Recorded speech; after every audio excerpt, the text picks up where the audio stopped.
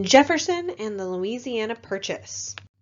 So, in 1800, Thomas Jefferson is voted in as the next president. I mean, it's complicated as we got into that last time. But with this election, Jefferson really believed like a whole revolution had occurred for a second time within the nation of the United States.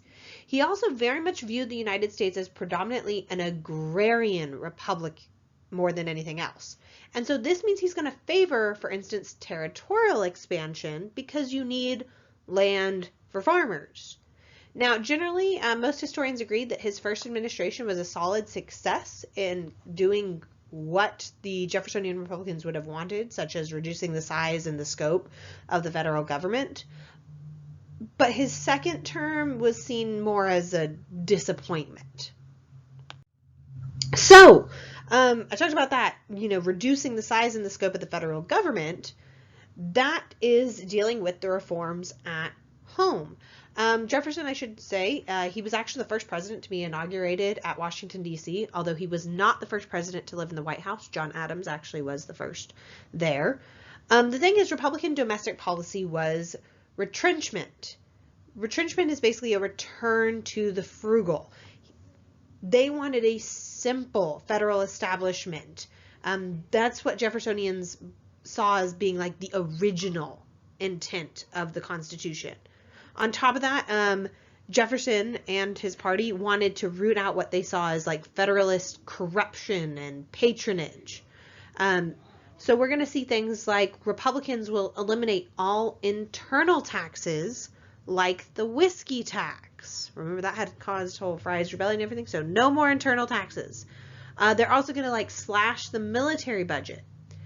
There was movement to dismantle the Bank of the United States. However, Albert Gallatin, the Secretary of the Treasury, is going to block these efforts. And in fact, Albert Gallatin really helps get the debt down from about 83 million in 1800 to 57 million in 1809. So that's a big thing. No, I should mention though, like when Jefferson slashes the military budget, that of course helps Gallatin in this endeavor. Jefferson also really wanted to break the Federalist stranglehold on the federal offices and basically replace those that he sees as misusing their offices for like openly political reasons. And so by 1809, so keep in mind Jefferson's going to be president for 8 years. He is going to be reelected. And so by 1809, virtually all of the appointed offices are going to be held by Republicans. Now, Jefferson is really going to move the most aggressively against the Federalists in the judicial branch more than anything else. Part of this is because of Adams' very last actions before he left office. So Adams, literally days before he leaves office, he passes the 1801 Judiciary Act.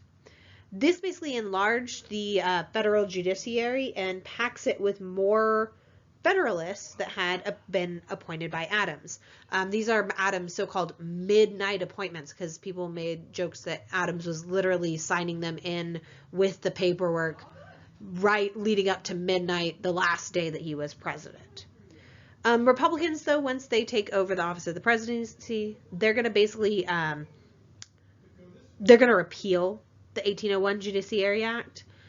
Of course, Federalists are not happy about this, and they're actually going to turn to John Marshall, who was the Chief Justice at this time and a staunch Federalist, hoping that he might rule that Congress had acted like unconstitutionally.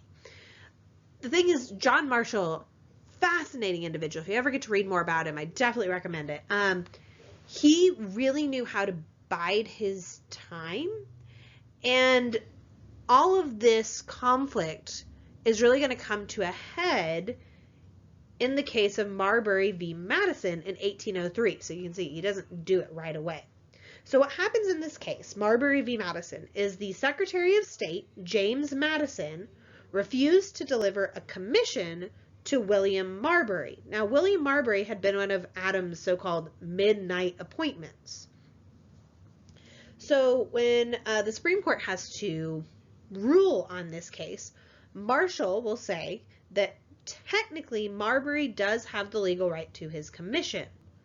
However, the Supreme Court had no jurisdiction in the case all the same because, he says, the section of the Judiciary Act of 1789 that granted the Supreme Court the power to order Madison to deliver Marbury's commission was unconstitutional.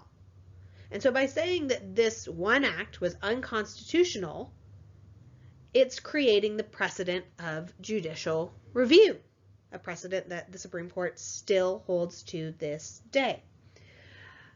Now, the reason that what's crazy here is that it's going to be ironic, this entire case, because the reason Marshall gives for why that particular act was unconstitutional is because it conferred on the Supreme Court a power that was not specified in Article 3 of the Constitution. So it was unconstitutional because it gave the Supreme Court a power that wasn't in the Constitution. Now, the ironic thing here is that by doing this, he creates judicial review, which gives the Supreme Court a power that is not actually in the Constitution. But there you go. This is the one way that we see our judicial branch have a check against the other parts of the government. And then we have the Louisiana Purchase. This we have to look at world politics for. The thing is, Britain and France had been at war, and in 1802 they have a truce. Now this removes that immediate threat of war, allows them to, reclaim some of their colonial trade in the Western Hemisphere. And France at this point is under new leadership, Napoleon Bonaparte.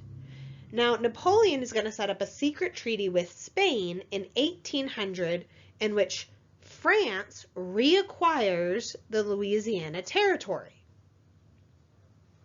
Jefferson finds out about this in 1801.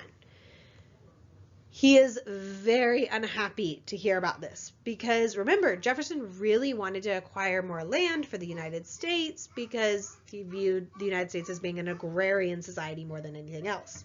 And he saw France as a much more formidable opponent when it came to American expansion.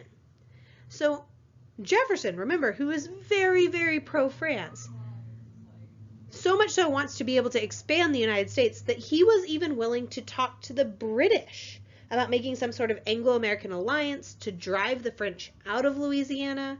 He also puts a lot of pressure on Napoleon to sell New Orleans and a small, slice of coastal territory to its east to the United States. That way the United States could have, access to the Gulf of Mexico and everything a lot more clearly. And then surprisingly, in 1803, Napoleon decides to sell all of the immense Louisiana Territory to the United States. The reason for this is actually Haiti. So the thing is, Napoleon viewed, when he was looking at his Western colonies over in the Americas, he actually viewed Haiti as kind of like the crown jewel of his empire, and the Louisiana Territory, more than anything else, was just to be like a granary to supply the island. But during the French Revolution, enslaved Africans on the island of Haiti, led by one Toussaint Louverture, are going to rebel in a bloody but successful bid for independence. This is the one enslaved African rebellion we see in this class that is successful. All the others will not be successful. The thing is, having lost Haiti, there's an element of what use does France have for Louisiana? And then on top of that, when the United States Congress is, passing resolutions threatening some sort of attack on New Orleans, Napoleon realizes that he might have to fight the United States in order to keep Louisiana. And while that might not be problematic in itself, he also knows that they really took a break from this war from Great Britain, and so he knows this war against Britain is looming, and he wants his troops to stay in Europe as much as possible and to keep America neutral in the next conflict with Great Britain. So basically, for $15 million, plus war is expensive, so you can make some money off of this, he offers to part with all of the Louisiana Territory. Now here's where you get interpretations of the Constitution. The thing is, there is no specific authorization in the Constitution for the acquisition of foreign territory. And yet, Thomas Jefferson is still going to accept this deal, which really goes against technically how he viewed a strict constructionist view of the Constitution, which should be that if it's not in the Constitution, he shouldn't be allowed to do it.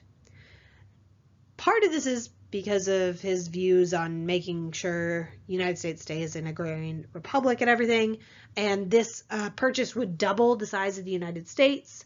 And it's very much shows that just like the Federalists had while they were in power, Jefferson's willing to stretch kind of the Constitution to support what his version of the national good is. Feel free to pause this video here and read this, but this is a letter from Thomas Jefferson talking about France owning New Orleans, and it kind of shows you how torn he was on this issue of that he wants to be friends with the French, but at the same time, he wants New Orleans more. So go ahead and pause if you want to read that.